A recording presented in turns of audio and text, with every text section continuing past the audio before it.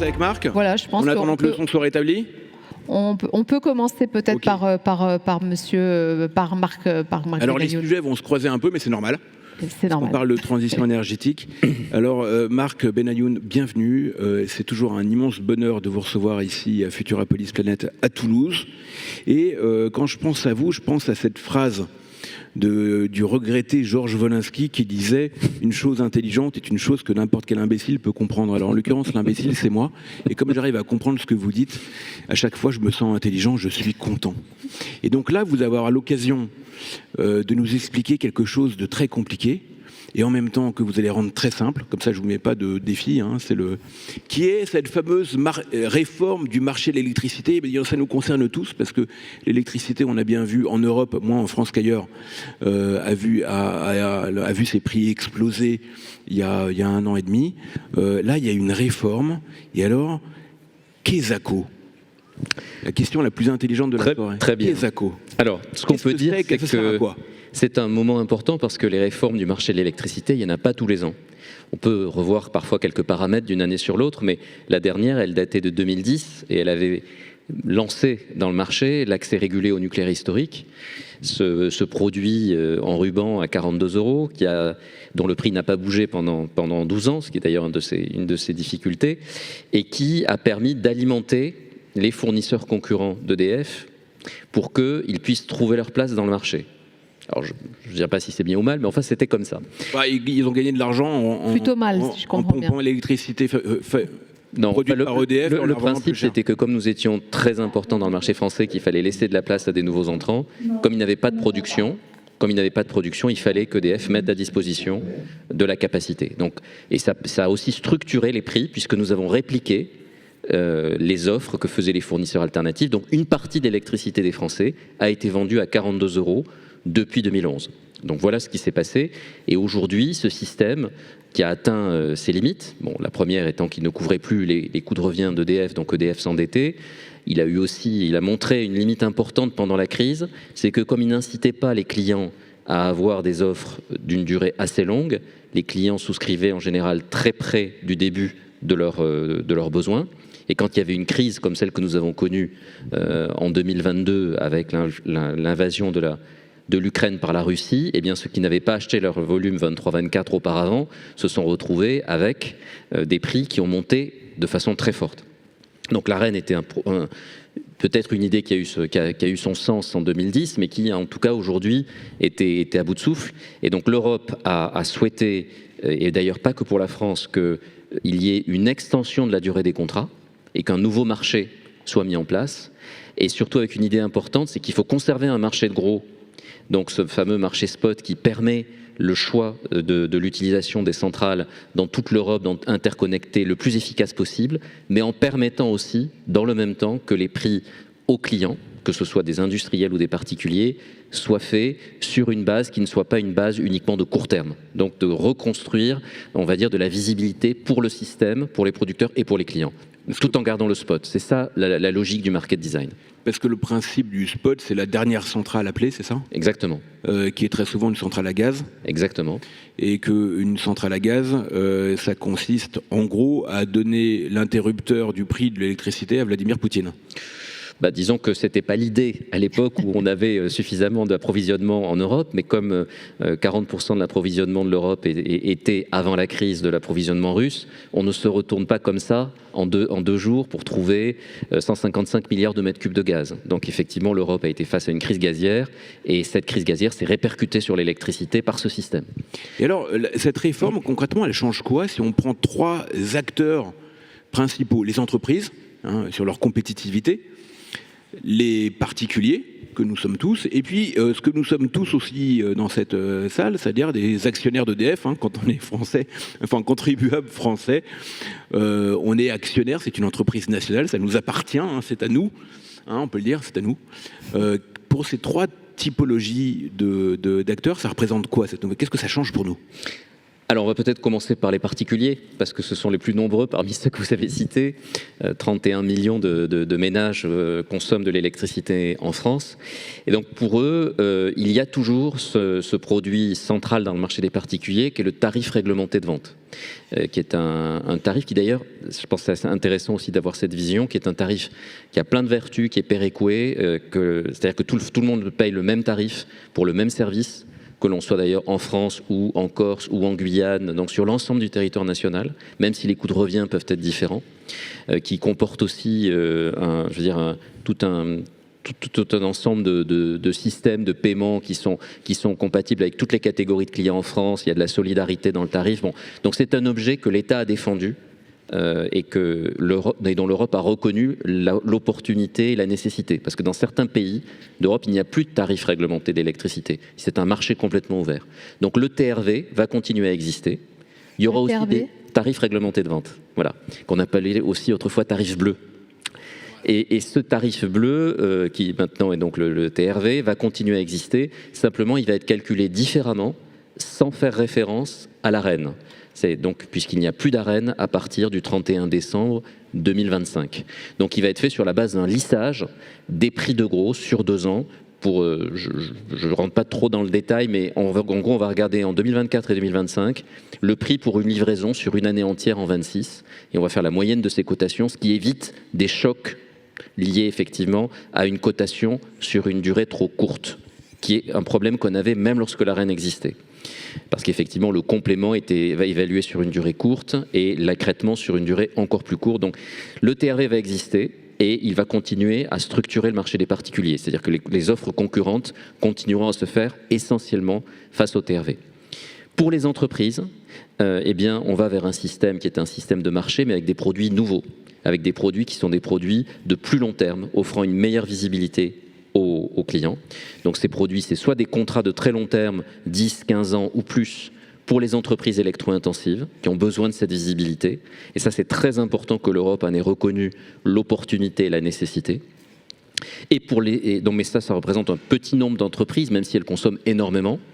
Et pour toutes les autres entreprises, donc pour à peu près 2 millions d'entreprises en France, on sera sur un mécanisme de marché, mais avec une possibilité de faire des offres plus longues. Donc nous commençons à offrir aujourd'hui, non pas simplement 24-25, mais 26, 27 et 28. Marc Benayoun, je vous propose qu'on... On va faire l'interview avec la ministre. On continue juste après. Pardon, Marc Benayoun. Madame la ministre, est-ce que vous nous entendez cette fois-ci ? Cette fois-ci, je vous entends parfaitement. Génial. Au moins seul. Merci d'être là parmi nous. C'est un bonheur. Alors, on va parler d'énergie et de climat. Il y a deux actualités. Il y a la COP qui arrive. Et oui, puis, il y a la bataille qui est passée, et qui n'est pas sans lien d'ailleurs avec Marc Benayoun qui est sur notre plateau et avec EDF. Moi, j'avais envie de commencer par ça. Il y a eu une bataille homérique sur la question du nucléaire, sur la réforme du marché de l'électricité, avec notamment l'Allemagne. Alors ça a été une espèce de great game, comme on disait au 19e siècle, avec un club du nucléaire que vous avez créé et les autres. Alors on a l'habitude de dire dans le football qu'à la fin, c'est l'Allemagne qui gagne. Et là, évidemment, il s'est passé l'inverse. Alors qu'est-ce qui s'est passé ? Qu'est-ce qu'on a gagné ? Racontez-nous un peu cette bataille, parce que c'est quand même absolument passionnant. Alors effectivement, vous avez raison, le nucléaire, ça a longtemps été un mot tabou au niveau de l'Union européenne et de la Commission européenne, en particulier ces dernières années. Et ce que j'ai souhaité faire en créant l'Alliance du nucléaire, c'était en fait de faire émerger la réalité de l'Europe, c'est-à-dire qu'en Europe, on est beaucoup de pays à compter sur le nucléaire pour notre souveraineté électrique et énergétique et pour tenir nos objectifs climatiques. Et cette intuition que j'ai eue en réunissant les premiers pays a effectivement rencontré un réel succès. C'est que tous les pays se sont mis derrière nous, non seulement les pays de l'Est qui ont aujourd'hui du nucléaire ou qui veulent investir dans le nucléaire, il y en a beaucoup, mais également les Pays-Bas, mais également la Suède, la Finlande et la Belgique et l'Italie, un peu hésitants sur politiquement comment ils allaient traiter le nucléaire dans les années suivantes, se sont mis en position d'observateurs.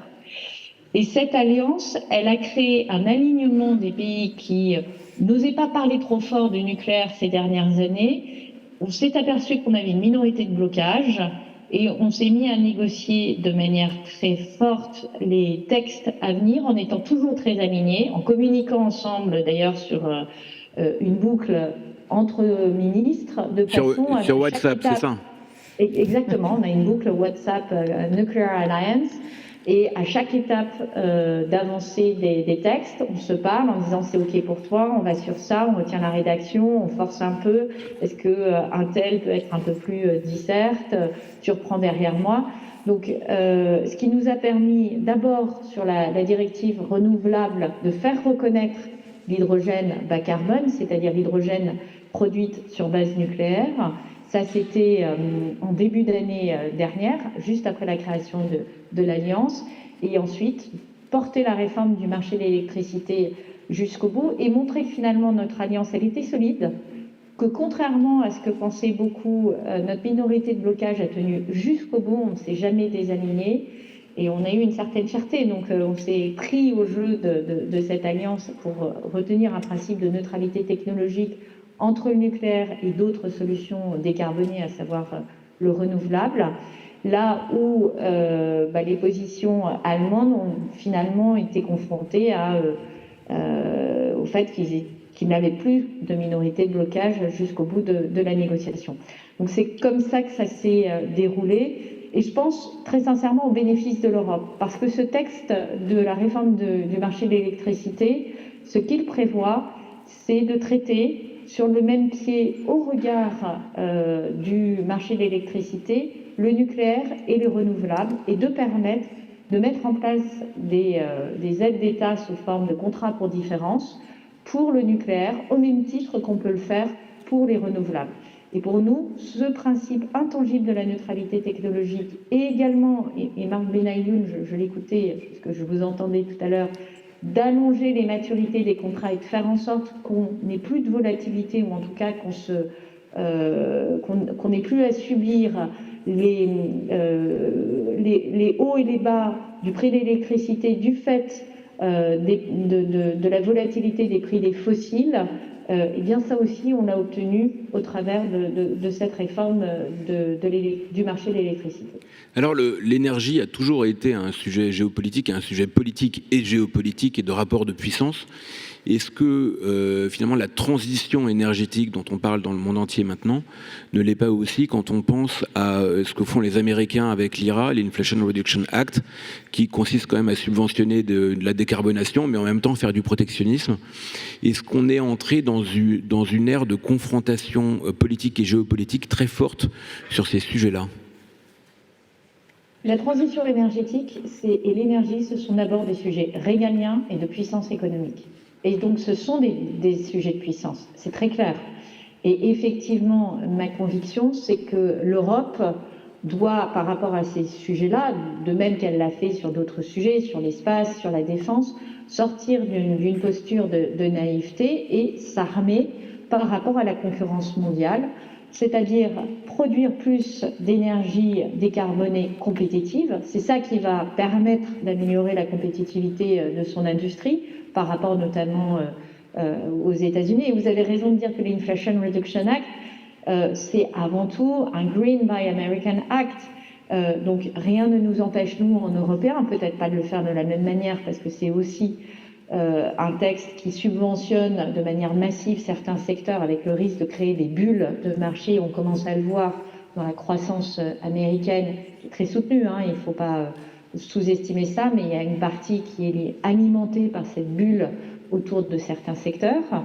Nous avons le Net Zero Industry Act, nous avons le Electricity Market Design, donc deux réformes qui visent à armer l'Europe aux côtés de la taxe carbone pour lui permettre de construire aussi une industrie puissante qui est fondée sur une énergie abondante, bas carbone et la plus compétitive possible. Ça, c'est clairement le plan. Et par rapport à l'international, on a vu avec la guerre en Ukraine que l'énergie était une arme de guerre. Sur le gaz, l'énergie a été utilisée comme arme de guerre, de même qu'on le voit sur le pétrole, lorsque l'OPEP+, va réduire les volumes qui sont mis sur le marché pour maintenir les prix du pétrole à un niveau plus élevé que ce qu'il serait par la mécanique naturelle du marché, c'est aussi une façon d'utiliser un levier dans la concurrence mondiale pour obtenir plus de revenus dans certains pays et leur permettre, notamment les pays du Moyen-Orient, et leur permettre à toute vitesse de réinvestir dans une économie de transition énergétique. Des pays comme les Émirats arabes unis, comme l'Arabie saoudite, ils investissent massivement dans les énergies renouvelables, dans l'hydrogène, dans la capture carbone. Et tout cela, c'est pour construire leur position, leur part de marché future. C'est très clair. Alors, la COP commence là, et si on essaie de prendre un peu de recul, un peu de hauteur sur nos débats, on sait qu'on est très loin quand on lit les rapports du GIEC, du compte, pour réussir à éviter, comment dire, une catastrophe climatique. Mais vous, quelle est votre appréciation des choses sur une échelle, disons, qui irait de catastrophique à pas trop mal? Comment est-ce que vous jugez l'engagement de moyens et d'intelligence et l'engagement collectif contre le réchauffement climatique, contre le dérèglement climatique dans le monde, en Europe et en France? Donc de lamentable à pas trop mal. Alors, on va partir de la France. La France, elle baisse ses émissions de gaz à effet de serre de moins de 1% par an sous le quinquennat du président Hollande. Elle les baisse de un peu plus de 2% par an sur le précédent quinquennat du président Macron. Elle les baisse de 2,7% en 2022 et au premier semestre de 4,3%. Qu'est-ce que je veux dire par là? Ce que je veux dire par là, c'est qu'il y a une accélération de la baisse des émissions de gaz à effet de serre en France et que nous nous situons aujourd'hui probablement comme étant le pays qui a la baisse la plus importante ces 18 derniers mois du G20, ou en tout cas un des pays, puisqu'on n'a pas toutes les statistiques disponibles. Mais il semblerait bien qu'on soit en tête de cette liste des pays du G20. Qu'est-ce qu'il y a derrière ça? Il y a une politique qui est portée, mais il y a surtout une bonne nouvelle, c'est qu'il y a des solutions. C'est-à-dire que là où peut-être il y a 15 ans, ces solutions paraissaient très loin, aujourd'hui, la solution de l'électrification du transport, la solution de la décarbonation des processus industriels, les solutions qui sont autour de la décarbonation des bâtiments. Ça y est, je suis frisée. Il faut retrouver le... Non, c'est bon. On vous entend. Oui, on vous entend. C'est bon, ça revient. OK. Ces solutions-là, elles existent et nous sommes en train de les déployer. Probablement, c'est le verre à moitié vide. Il faut aller plus vite, il faut massifier les investissements, il faut faire en sorte qu'aux côtés de l'argent public, on puisse faire venir plus d'argent privé, dérisquer les projets privés pour que les investisseurs viennent. Mais je trouve que par rapport à l'annonce de la catastrophe annoncée, les solutions, elles sont sous nos yeux. De même que pour la transition énergétique des personnes, on nous dit c'est catastrophique pour les personnes, mais non, aujourd'hui, on commence à voir arriver sur le marché des voitures électriques à des tarifs beaucoup plus compétitifs qu'avant, des petites cylindrées, et avec les aides d'État, les accompagnements que nous faisons, ces voitures arrivent à être, en tout cas, moins chères que des voitures thermiques, et comme à l'usage, elles sont également moins chères que les voitures thermiques, on crée l'espace et on crée les marchés, ça prend plusieurs années, mais on est en train de créer ces marchés et on peut répliquer cette approche sur l'industrie, sur les bâtiments, etc. Donc, on est dans le milieu de la mêlée et plutôt en mode verre à moitié plein, verre à moitié vide. Ce qui est terrifiant, c'est la rapidité avec laquelle le dérèglement climatique est en train de se matérialiser dans l'ensemble des pays et les coûts associés. Plus on attend, plus les coûts associés vont augmenter. On voit avec les inondations, avec les tempêtes, avec les canicules. Au plan international maintenant, l'Europe a quand même sorti son épingle du jeu, en tout cas en termes de trajectoire. Les efforts, la massification des efforts, on commence à le voir, tant en termes de performance, de baisse des émissions de gaz à effet de serre, que de mise en place de nouvelles filières industrielles. Il y a quelques années, fabriquer des batteries électriques en Europe faisait rire tout le monde.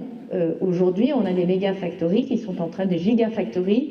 Il y en a 4 en France, dont une qui a commencé à fonctionner. Il y en a plusieurs en Allemagne, en projet qui ont démarré. Il y en a en Suède, par exemple. C'est en place, ou c'est en train de se mettre en place. Donc là aussi, on voit les filières qui se mettent en place progressivement. Au niveau maintenant de la planète, ne faut pas sous-estimer des pays comme la Chine, qui est le principal émetteur, et qui est en train de dérouler à une vitesse stupéfiante une politique de construction d'énergie renouvelable et de construction du nucléaire, donc de décarbonation, dans son pays. Alors certes, il continue à construire du gaz et du charbon. Ah oui, c'est horrible ça. Parce qu'ils ont une équation où tout le monde aujourd'hui n'a pas accès à l'énergie. Et c'est là où nous, pays développés, on part avec une vision qui est parfois erronée. C'est-à-dire que vous avez des pays qui doivent commencer par alimenter en énergie leur population. Et donc ils commencent par le plus rapide, le plus facile, le fossile, et ensuite ils convertissent avec du décarboné. Mais la vitesse d'exécution est assez impressionnante. Ça, c'est le verre à moitié plein. Le verre à moitié vide, c'est qu'on n'est pas au niveau des accords de Paris. Et moi, mon combat sur cette COP28, c'est le côté facts and data. Chacun doit venir avec l'état de ce qu'il a accompli et ses projections, ses engagements nationaux de réduction des émissions de carbone. Et lorsqu'on additionne tout ça, on n'est pas du tout à 1,5 degré. Et l'objectif de cette COP28, c'est 3 choses. Il faut reconstruire la confiance avec entre pays du Nord et pays du Sud. Et ça passe notamment, et on le voit, on le fait dès le premier jour de la COP, cette capacité à avoir un accord sur le fonds de pertes et dommages. Je ne rentre pas dans le détail, mais c'était un point très critique et sensible pour les pays vulnérables du Sud qui n'ont pas les moyens aujourd'hui de faire face à la crise climatique et qui sont confrontés à des épisodes climatiques très violents. Deuxième élément, c'est clairement de poser la question de la sortie de la dépendance aux énergies fossiles. Aujourd'hui, on a déjà parlé du charbon, mais on ne parle pas encore du pétrole et du gaz. Il faut que ce soit posé dans la COP 28 si on veut faire bouger les lignes. Après, on peut être souple sur la manière d'en parler, parce que c'est souvent une question parfois de termes, de langage. Substituer des solutions décarbonées aux énergies fossiles, ça veut dire qu'on diminue les énergies fossiles. Baisser les émissions liées aux énergies fossiles, ça veut dire qu'on diminue les énergies fossiles. Quoi qu'il arrive, à la fin, il faut obtenir une avancée sur ça. Ça, c'est clairement une ambition forte de mon côté. Et puis la troisième chose, c'est comment on finance tout cela, et pas seulement en opposant les pays du Nord et les pays du Sud. C'est-à-dire que pour financer la transition climatique, il faut revoir les financements des banques multilatérales, le fonctionnement de la Banque mondiale, le fonctionnement du FMI. Il faut également trouver de nouvelles sources de financement mondial, et ça peut être des taxes internationales qui au moins ne créent pas d'écart de compétitivité entre des pays qui font des efforts et des pays qui ne feraient pas d'efforts.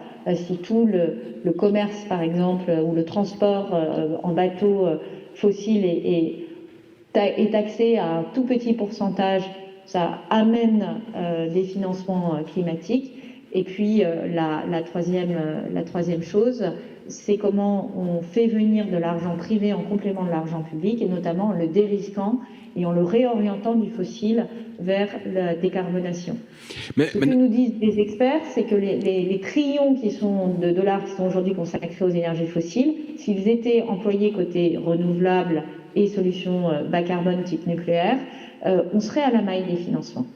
Madame la ministre, j'ai une question à la femme politique, une question qui est vraiment profondément politique. Vous avez parlé du rapport Nord-Sud. On sait que, en fait, une tonne de CO2 émise, qu'elle soit émise à Madras, enfin à Chennai comme on dit aujourd'hui, ou à Paris, en fait, elle a le même effet sur la planète. En revanche, on sait aussi que si on prend 1 milliard d'euros investis en France, en Inde ou en France, c'est pas du tout la même chose, parce que probablement qu'on économise beaucoup plus de carbone en Inde qu'en France, l'Inde qui par exemple utilise beaucoup de charbon. Est-ce que c'est pas une vraie question? C'est-à-dire que si l'objectif il est quand même de contrer le réchauffement climatique, que nous, pays européens ou pays riches, parce qu'on est quand même plus riches que beaucoup d'autres, on aille donner ou aider les pays du Sud de manière massive à décarboner, même si c'est de l'investissement qui ne va pas chez nous. Est-ce que ça, c'est politiquement vendable à une opinion, par exemple, française ? En tout cas, c'est ce que nous faisons en partie en étant, avec les Européens, ceux qui soutenons le tiers de la finance climatique. Et effectivement, le calcul que nous faisons, c'est que le coût de la tonne carbone en Afrique ou en Asie, où le coût de la décarbonation il est aujourd'hui plus faible qu'en Europe. Et il est plus faible parce qu'on part avec des projets qu'on peut on part d'abord avec des énergies assez sales qu'on peut basculer plus rapidement vers des énergies qui émettent moins de carbone. C'est particulièrement vrai pour la France. En réalité, par exemple, on a quasiment plus de charbon, on a 0,6% de charbon. Vous avez des pays qui sont aujourd'hui à 60% de charbon. Donc, chaque centrale que vous fermez ou vous remplacez même par du gaz, qui pourtant est fossile, vous divisez par 2 les émissions de carbone. Donc, c'est massif. Donc, oui, ça, c'est économiquement et climatiquement rationnel. Après, il faut convaincre les opinions publiques de cette utilisation de fonds publics. Et ça fonctionne à condition que tous les pays qui en ont les moyens soient partie prenante de cela. C'est-à-dire que les États-Unis, politiquement, les pays anglo-saxons doivent prendre leur part. Les États-Unis, le Canada, l'Australie, qui ne sont pas toujours les mieux-disants d'un point de vue de finances climatiques. Ça, c'est le deuxième sujet. Et puis le troisième sujet, c'est comment on dérisque les projets privés. Dans des pays comme la RDC, par exemple, la République démocratique du Congo, vous avez des opportunités sur l'hydraulique qui sont massives. Vous avez des opportunités sur le photovoltaïque qui sont massives. Simplement, vous n'attirez pas facilement les investisseurs parce que c'est des pays où lorsque vous appliquez les critères classiques d'investissement, qu'il s'agisse de l'état de droit, de la compliance, du fait que la monnaie est pas si facile, enfin en tout cas vous risquez d'avoir vos investissements qui sont, vous ne pouvez pas remonter le cash généré par vos investissements. Tous ces éléments-là font que les investisseurs sont souvent un petit peu frileux à y aller. Et pourtant ils font du fossile dans ces pays. Et donc c'est ça qu'on doit changer dans le système. Et donc politiquement, comment aussi on assume de revoir un certain nombre d'habitudes prises qui ne fonctionnent plus et comment on recrée, on réinvente de manière disruptive ces financements climatiques en faisant l'autre revers de la pièce de l'aide au développement. Parce que derrière ça, il y a aussi l'idée de fixer les populations et de leur donner un avenir. Parce que si on ne fixe pas les populations et si on ne leur donne pas un avenir, on a aussi un vrai sujet de migration climatique et économique dans les années qui viennent. Donc c'est bien sûr, vous avez totalement raison, notre intérêt bien compris d'être contributeur à la finance climat mondiale. Et aujourd'hui, l'Union européenne est en lead. Elle l'a encore affirmé aujourd'hui avec les annonces autour du fonds pertes et dommages.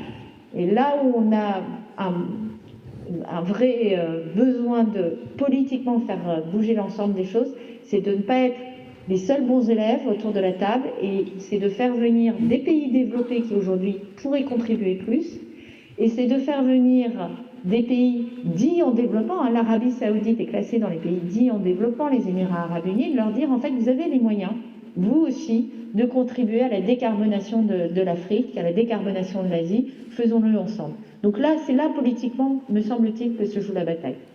Merci beaucoup Agnès Pannier-Runacher, merci Madame la Ministre, merci beaucoup pour votre contribution, vous allez applaudir. Merci beaucoup.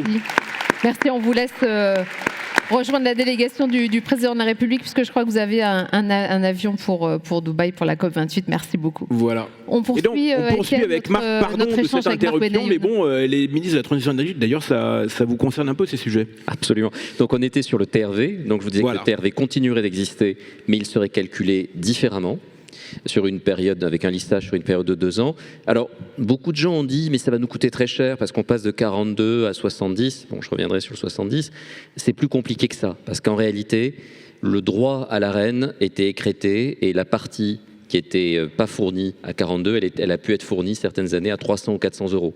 Donc, en réalité, le tarif a déjà beaucoup monté, au point que l'État a dû mettre en place un bouclier tarifaire pour protéger les Français. Donc nous, quand on regarde le niveau probable du TRV en 2026, avec cette nouvelle organisation, il n'est pas très différent de celui d'aujourd'hui. Donc en gros, le bouclier sera intégré dans le système ? Absolument, et il n'y aura plus de bouclier. D'ailleurs, à la fin de l'année 24, probablement, l'État n'aura plus besoin de maintenir ce bouclier qui a quand même coûté près de 40 milliards aux finances publiques. Les entreprises. Oui. Alors pour les entreprises, vous voyez que je suis. Ah oui, non mais il suit. Hein. Alors, les entreprises, on va donc leur porter des offres plus longues, donc des contrats à long terme pour les électro-intensifs et des contrats plutôt à 3, 4, 5 ans pour limiter l'effet des chocs de court terme sur le niveau des offres, et à des niveaux qui aujourd'hui sont redevenus compétitifs. Si on regarde le niveau des prix en 26, en 27, en 28, je les ai regardés ce matin avant de venir, on est à 87 € pour 2026, 80 pour 2027, 72 pour 2028, ça fait une moyenne d'à peu près 80, c'est la moitié du prix actuel. Donc aujourd'hui, on peut faire des offres à nos clients, et les fournisseurs concurrents peuvent faire de même, sur la base de ces prix qu'on a stimulés avec un mécanisme d'enchères, et qui sont 2 fois moins chers que les prix actuels, pour la part énergie des contrats. Et si tout ceci ne suffit pas, il y a aussi un système pour que si le niveau des prix captés par EDF au titre de sa production nucléaire excède 78 € de 2022, eh bien on taxe, par exemple si on arrive à 88 plutôt que 78, il y a 5 € qui vont être prélevés par l'État pour revenir aux Français. Donc il y a un mécanisme de partage de la valeur au-dessus d'un certain niveau de prix. Voilà. Mais nous, notre vision, c'est qu'aujourd'hui, quand on regarde l'année 2026, ce système sera probablement actif en 26, donc il y aura effectivement une restitution à tous les Français, particuliers ou entreprises, mais assez rapidement, vu la baisse des prix sur 27-28, il ne le sera plus. Donc c'est un mécanisme une sécurité, mais qui ne sera pas active tous les ans. Donc voilà ce qu'on peut dire pour les entreprises. Et pour EDF. Oui, juste quand même, les entreprises, est-ce qu'on peut dire, c'était la crainte des Allemands, mais c'était l'envie des Français, qu'on va avoir un avantage concurrentiel, les industries françaises vont avoir un avantage compétitif par rapport à celles d'autres pays? Alors oui, simplement, il est lié à des mécanismes différents. C'est là où c'est un tout petit peu complexe. Pendant longtemps, effectivement, la reine a protégé les entreprises françaises parce que le marché étant à 70 ou 80 €, avoir une tranche à 42 était un avantage. Demain, ce ne sera plus le cas. On sera plutôt sur un système fondé sur des prix de marché. Mais là, ce qui va donner de la compétitivité aux industriels, c'est le fait que le marché français étant plus solide dans son organisation, grâce à l'existence effectivement de ressources décarbonées pilotables comme le nucléaire, les prix de gros futurs pour ces années 26, 27, 28, ils sont nettement inférieurs en France à ce qu'ils sont en Allemagne. Donc on va avoir de la compétitivité et par ailleurs, quand on sera à des niveaux élevés, ce système de redistribution viendra bonifier encore les prix payés par les entreprises. Donc oui, grâce à ce système, les entreprises françaises retrouvent de la compétitivité qu'elles avaient perdue l'année dernière du fait de ces mécanismes un peu d'instabilité chronique créés par la reine. Voilà. Donc, et l'actionnaire d'EDF, que je ne suis pas à titre individuel, mais à titre collectif? Absolument. Alors, l'actionnaire d'EDF, eh bien, le niveau de redistribution, donc pour moitié au-dessus de 78 et en quasi-totalité où l'État reprendra 90% au-dessus de 110, quand même un niveau assez improbable aujourd'hui quand on regarde les prix futurs, mais c'est une sécurité quand même qu'il est bon d'avoir, un peu un coupe-circuit si vous voulez. Ce niveau, il a été fixé de manière à ce que EDF puisse avoir des recettes qui sont compatibles avec son projet d'investissement et avec la relance du nucléaire. Alors, et ça c'est très important parce que sinon, si on fait des prix bas, mais qu'il faut taxer massivement les Français pour financer le nucléaire, on leur raconte, enfin, le prix ne reflète pas la réalité de ce qu'ils payent, parce qu'il faut bien tenir compte du coût de développement des actifs nouveaux et pas simplement du coût des actifs du passé. Alors justement, parlons un peu de production. D'abord, une question très très simple et très très bête. Il y a 1 an et demi, je me souviens que nous, on avait fait un grand papier sur le thème « Y aura-t-il de l'électricité pour Noël ?» Réponse, Marc Benayoun, cette année, est-ce qu'on pourra cuire les dindes? Alors, on était très inquiets l'année dernière et je voudrais ici saluer tous les acteurs du système électrique qui ont répondu à la mobilisation qui a été lancée par Madame Pannier-Runacher, qu'on vient d'écouter et qui a dit qu'il faut vraiment faire des efforts d'efficacité énergétique importants cette année. C'était il y a 1 an. Et les efforts ont été très importants, ils sont allés au-delà de tout ce que tout le monde avait prévu, puisque nous on s'attendait à, selon les segments de consommation, entre 3 et 5% de réduction de consommation, et en fait on a eu 8% dans l'électricité, corrigé du climat, donc c'est pas simplement qu'il a fait meilleur, 8% de moins, et dans le gaz on a même eu 15%. Et ça, c'est un des éléments qui explique qu'il y a une accélération des progrès en matière d'émissions de CO2 qu'a présenté Madame Pannier-Runacher. C'est pour ça qu'on fait moins 4,7 en 22 d'émissions de CO2, malgré une économie en croissance. C'est quand même très fort parce qu'il y a peu de pays au monde qui continuent à avoir de la croissance de leur économie avec en même temps une réduction des émissions de CO2. Donc, et la France en fait partie, et je pense qu'il faut qu'on en soit fier. Eh bien, cet effort d'efficacité énergétique, il a été permis par beaucoup de choses, et notamment donc les offres que tous les énergéticiens ont apportées aux clients, le fait qu'on les a informés sur leur consommation.